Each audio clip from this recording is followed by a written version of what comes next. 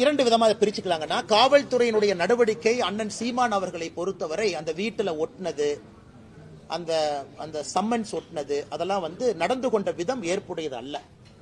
ஏன்னா ஒரு புகார் வந்திருக்கு, காவல்துறை விசாரிக்கணும். புகார் வந்திருக்கு, சீமான் அவர்கள் ஒத்துழைக்கணும். அது எந்த மாற்று கருத்து இல்லைங்கன்னா.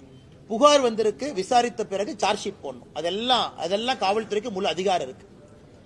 ஆனா நான் ஒரு சம்மனை ஒட்டினேன், சம்மனை யாரோ ஒருத்தர் கிழிச்சாங்க, அதனால அவரை நான் தூக்கிட்டு போனேன், அவரை போலீஸ் ஸ்டேஷன்ல போய் அவங்க என்னை அடிச்சாங்கன்னு போலீஸ் நானே கம்ப்ளைண்ட் கொடுத்தேன், எனக்கு அது ஏதோ ஒரு இடத்துல தமிழகத்தினுடைய காவல்துறை தன்னுடைய அதிகாரத்தை தவறாக பயன்படுத்துகின்றார்களோ என்கின்ற ஐயம் எனக்கு ஏற்பட்டுச்சு. ஏன்னா சம்மனை பொறுத்த வரைக்கும் எக்ஸ்பிளைன் பண்றாங்க. ஏன்னா பல பேர் பல கருத்துக்கள் சொல்றாங்க. சம்மன்கிறது என்ன அப்படின்னா, ஒரு காவல்துறை அதிகாரியோ ஒரு கோர்ட்டோ யாராவது நான் விசாரிக்கணும், அவங்கள்ட்ட ஒரு இன்ஃபர்மேஷன் இருக்கு, நான் கேதர் பண்ணணும் அப்படின்னா சம்மன் பண்ணி வர சொல்லுவாங்க.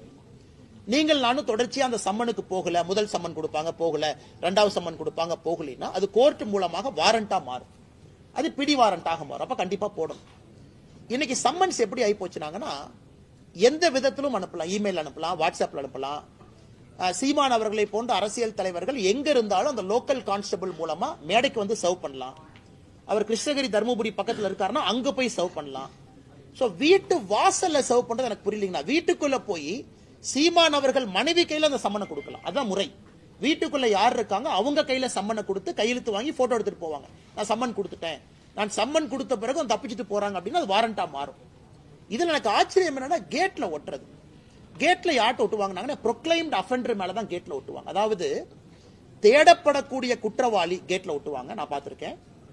கோர்ட் ஒருத்தர் குற்றவாளின்னு சொல்லி எஸ்கேப் ஆயிட்டாங்க, அவங்கள வீட்டு வாசல் ஒட்டுவாங்க, P1 சொல்லுவாங்க, ப்ரொக்ளைம்ட் அஃபெண்டர். ஒரு சீமான் அவர்களுக்கு வீட்டு வாசல்ல ஒட்ட வேண்டிய அவசியம் இல்லை என்பது என்னுடைய கருத்து.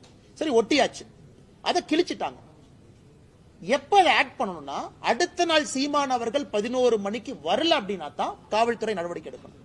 ஏன்னா நான் வீட்டுக்கு வந்தேன், நான் சம்மன் ஒட்டிட்டேன், காலைல 11 மணிக்கு வரணும்னு நான் சொல்லியிருக்கேன், நீ சம்மனை கிழிச்ச என்னமோ பண்ணிட்ட, அப்ப கிழிச்சாளுக்கு தெரியும் 11 மணின்னு.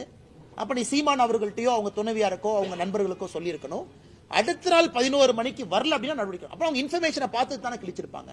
அதனால எனக்கு காவல்துறை நடந்து கொண்ட விதம், பத்திரிகையாளர்கள்ட்ட காவல்துறை நடந்து கொண்ட விதம், ஏன்னா யாரோ ஒருத்தர் அந்த பாதுகாவலர் ஒரு கன் எடுக்கிறார், நானும் பார்த்தேன், எக்ஸ் சர்வீஸ்மேன் கன் எடுக்கிறாங்க, அத பத்திரிகை நண்பர்கள் நீங்களும் படம் பிடிக்க போறீங்க, அங்கெல்லாம் தேவையில்லாத பல விஷயங்கள். அதனால் தமிழகத்தினுடைய டிஜிபி முதலமைச்சர் அவர்கள் சீமான் அவர்கள் மீது நடவடிக்கை எடுக்கணுமா, ஆதாரப்பூர்வமா அதை எடுத்துக்கங்க. ஏன்னா அவரும் தனி மனிதன் தான். விசாரணை பண்ணணுமா, அவருக்கு எந்த எக்ஸம்ஷன் கிடையாது, அவரு விசாரணைக்கு போகணும், எல்லாம் ஓகே. நடந்து கொண்ட விதம் எனக்கு ஏற்புடையதா இல்லைங்கன்னா, சாமானிய மனிதனுக்கும் இது நடந்தால் என்ன ஆகுங்கிறத நான் பார்த்தேன். இத்தனை நாளா சீமான் அந்த பாலியல் இது நடக்கலன்னு சொல்லி சொல்லியிருந்தாரு. நேற்றைய தினம் விரும்பப்பட்டு வந்தான்னு சொல்லி அண்ணா அதுக்குள்ள நான் போலி விரும்பலிங்கண்ணா, அது எனக்கும் அதுக்கும் சம்பந்தம் இல்லாத ஒரு விஷயங்கண்ணா.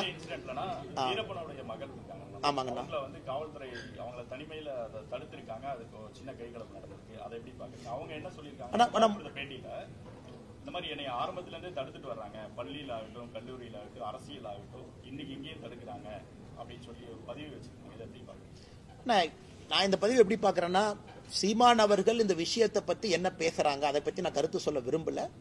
அது காவல்துறை அவர்கள் விசாரணை எடுக்கணும், நடவடிக்கை பண்ணணும், தப்பு நடந்திருந்தா நியாயம் கொடுக்கணும், அது வேறங்கண்ணா. நான் முதல்ல இருந்து அந்த பாயிண்ட்டுக்குள்ளேயே போலீங்கண்ணா. நான் காவல்துறை இந்த சம்மன் விஷயத்துல நடந்து கொண்ட விதத்தை மட்டும்தான் நான் பேசுறேன். இரண்டாவது, ஒரு காவல்துறையை பொறுத்தவரை என்னை தடுக்கிறாங்க வர்றாங்க, நாம புரிஞ்சுக்கணும்னா, ஒரு போலீஸ் ஸ்டேஷன் ஒரு 500, 1000, 2000 கணக்கான தொண்டர்கள் வர்றாங்கன்னா அவங்களையெல்லாம் வச்சு ஒரு போலீஸ் ஸ்டேஷன்ல வேலை பார்க்க முடியாதுங்கண்ணா. ஒரு காவல்துறைக்கு எல்லோரையும் தடுப்பதற்கான உரிமை இருக்கு. காரணம், லா அண்ட் ஆர்டர் அவங்க மெயின்டைன் பண்ணும். ரோட்டை மறிச்சு உட்காரலாம், லா அண்ட் ஆர்டர் கைவிட்டு போகலாம், எமோஷனல் கேடர்ஸ் இருப்பாங்க, பேரிகேட்ஸ் போடுவாங்க. அதை பத்தி எனக்கு கருத்து இல்லைங்கண்ணா. என்ன நடந்துச்சு, எவ்வளவு போலீஸ் டிப்ளாய் பண்ணியிருந்தாங்க, அதை பத்தி நான் சொன்னது தவறா போயிடும். அதே மாதிரி போலீஸ் ஸ்டேஷனுக்குள்ள ஒரு என்கொயரி பண்ணும்போது ஒரு என்கொயரி பிளேஸ், அது கூட லாயர்ஸ் இருக்கலாம், சம்பந்தப்பட்ட நபர்கள் இருக்கலாம், கேஸுக்கு சம்பந்தப்பட்டவங்க இருக்கலாம். இல்ல நான் கூட ஒரு 10 பேர் போவேன், 20 பேர் போவேன், 30 பேர் போவேன், அது போலீஸ் ஸ்டேஷனா இருக்காது, வேற மாதிரி மாறிடுங்கண்ணா. அதை தடுப்பதற்கும் காவல்துறைக்கு உரிமை இருக்கு. ஆனா இந்த கேஸை பொறுத்த வரைக்கும் காவல்துறை ஆரம்பத்திலிருந்து கடைசி வரை நேர்மையாக நடந்துக்கிறாங்க அப்படிங்கறத நம்ம பார்க்க முடியும். அதை பொறுத்து அந்த கேஸே நேர்மையா நடக்குதான்னு சொல்ல முடியும். அதனால் காவல்துறை நேர்மையாக ஒளிவு மறைவு இல்லாம டிரான்ஸ்பரண்டா நடந்தாங்கன்னா நாளைக்கு எல்லோருக்கும் காவல்துறையின் மீது நம்பிக்கை வரும்.